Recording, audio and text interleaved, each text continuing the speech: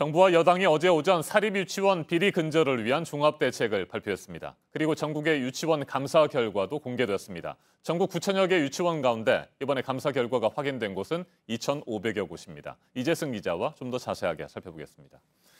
이 기자, 전국의 17개 시도교육청이 어제 일제히 비리 유치원 명단을 발표했습니다. 교육청별로 최근 5년 사이에 실시된 감사 결과죠. 네, 그렇습니다. 특정 감사 결과와 또 정기 종합 감사 결과가 한꺼번에 공개가 됐습니다. 감사를 받은 유치원은 서울 180곳, 부산 281곳 등 전국 2,576곳인데 사립뿐 아니라 공립도 포함됐습니다. 공립 유치원은 감사 대상 중에 51%가 그리고 사립 유치원은 92%가 각종 문제점을 지적받았습니다.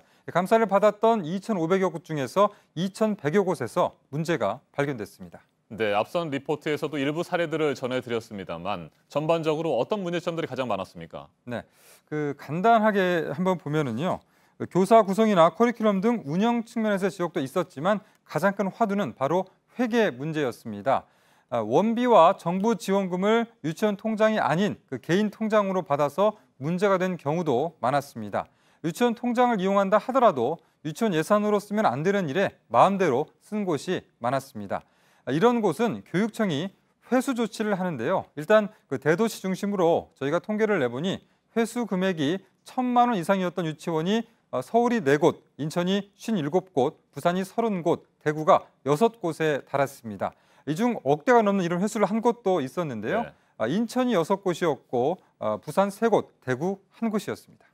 네, 감사 자료가 매우 방대합니다. 교육청별로 하나하나 따져봐야 정확히 알 수 있을 것 같긴 한데 공통된 비리나 부정 사례들 다시 한번 정리를 해볼까요?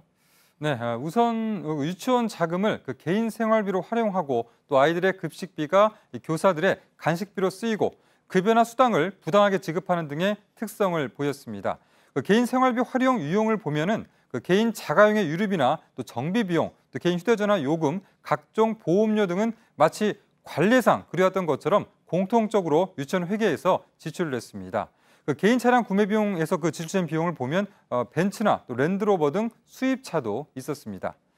또 최근에 어린이집이나 유치원의 부실급식 논란이 일었었는데 급식비로 교사 간식이나 맥주와 같은 주류를 구매하는 경우도 많았습니다. 실제로 근무하지 않는 사람에게 월급을 주거나 또 인허가를 받지도 않고 원장이나 가족의 토지를 강당이나 운동장, 체험장으로 대여해서 수백만 원의 월세를 챙기는 일도 많았습니다. 네, 유치원 원장이나 설립자들은 이 같은 비리를 관례처럼 생각했던 것 아닌가 이런 생각도 듭니다. 비슷한 사례들이 전국적으로 굉장히 많은데 그동안의 감사가 실효성이 없었다는 지적도 있다고요? 네, 교육청의 징계는 원장이나 관련 교사에게 내려지게 되는데요. 결국 원장에 대한 강도 높은 징계가 내려지더라도 설립자는 그대로 남아있는 셈입니다. 예를 들면 설립자가 원장직을 겸하다가 징계를 받으면 원장직만 내려놓고 원감이 직무 대행을 하면 그만인 그런 상황이 됩니다. 또 감사에서 비리가 적발된 유치원들이 빠져나가는 방법으로 이른바 간판가리도 있는데요. 유치원 이름만 바꿔서 다시 개원하는 그런 수법입니다. 자, 그리고 일선 교육청이 감사 결과에 따라서 고발 조치를 한다고 하더라도 실제로 유치원이 처벌을 받는 경우가 많지 않다고 하던데 이건 왜 그렇습니까? 네, 기소 단계에서 무혐의 처분을 받거나 또 재판까지 가더라도 재판에서 무죄 판결을 받는 경우가 대부분입니다.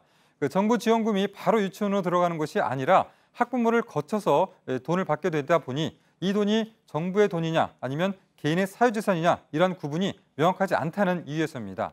결국 이 같은 회계 비리들이 일부 유치원에서 나타나는 것이 아니라 전국에서 공통으로 드러나는 것을 보면 정부의 유치원 관리 시스템 자체가 문제 있는 거 아니냐라는 이런 비판이 나올 수밖에 없습니다. 알겠습니다. 이 같은 비리와 부정이 더 이상 반복되지 않도록 철저한 관리 감독이 필요해 보입니다. 이재승 기자 수고했습니다.